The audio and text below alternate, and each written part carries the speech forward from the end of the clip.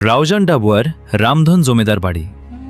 রাউজান উপজেলার ডাবুয়া ইউনিয়নে অবস্থিত ইতিহাস ও ঐতিহ্য আর প্রাচীন স্থাপত্যের এক সমৃদ্ধ জনপদ। স্থানীয় মানুষের কাছে যা ধরের বাড়ি নামেও পরিচিত।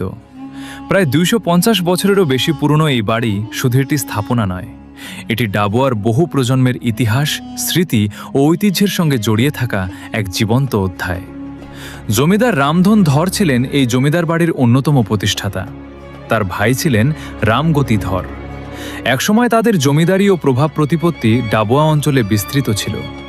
জমিদার রামধনের মৃত্যুর পর তার ছেলে কেশবচন্দ্র ধর জমিদারির দায়িত্ব নেন এবং 1955 সালের 6 জুন তার মৃত্যুর আগ পর্যন্ত জমিদারি পরিচালনা করেন। বাড়িটির প্রাচীন স্থাপত্যে আজও অতীতের সেই জৌলুসের ছাপ দেখা যায়। রয়েছে পুরনো ভবন, তোরণ, চুন সুরকির কাছারি ঘর, আনন্দমহল, নাচখানা, মন্দির, পুকুর ও রামধন দিঘি।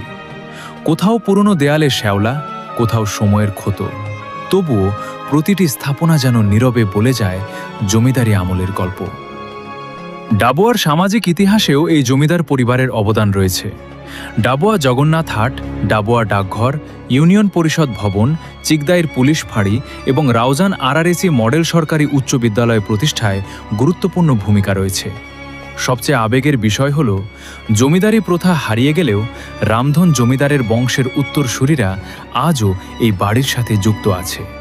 বর্তমানে রামধন জমিদারের নাতি নাতনি সহ কয়েকজনে সেখানে বসবাস করছেন।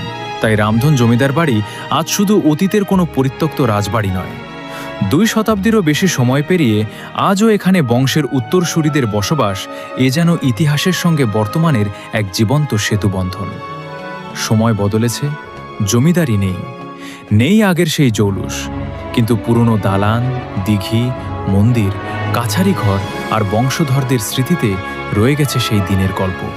রাউজানের ইতিহাস ও ঐতিহ্যের মানচিত্রে তাই রামধন জমিদার বাড়ি এক অনন্য নাম, যে বাড়ির প্রতিটি ইট, প্রতিটি দিঘি আর প্রতিটি পুরনো স্মৃতি। প্রিয় বন্ধুগণ, এই ঐতিহাসিক বাড়িতে কে কে গিয়েছিলেন কমেন্ট বক্সে জানান। আমাদের ভিডিওগুলো ভালো লাগলে মাই সিটি মাই ভ্লগ পেজের সাথেই থাকুন সব সময়। ধন্যবাদ।